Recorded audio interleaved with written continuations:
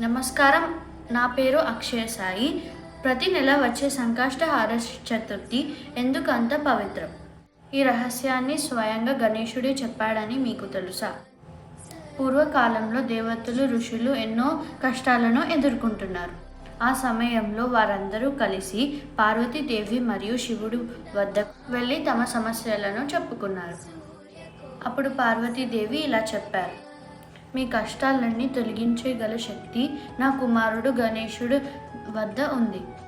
ఆయనని భక్తితో పూజిస్తే అన్ని సంకష్టాలు తొలగిపోతాయి. అప్పుడు దేవతలు గణేశుడిని ప్రార్థించి అడిగారు: ప్రభు, భూమిపై మనుషులు కూడా ఎన్నో కష్టాల్లో జీవిస్తున్నారు. వారు ఎలా మీ అనుగ్రహం పొందాలి? అప్పుడు గణపతి ఇలా చెప్పారు: ప్రతి నెల పౌర్ణమి తర్వాత వచ్చే చతుర్థి రోజున నా వ్రతం చేయాలి. ఆ రోజు ఉపవాసం ఉండి భక్తితో పూజిస్తే వారి జీవితంలో ఉన్న కష్టాలు తొలగిపోతాయి. అప్పటి నుంచి ఆ రోజును కష్టాలను తొలగించే చతుర్థిగా పిలవడం ప్రారంభించారు.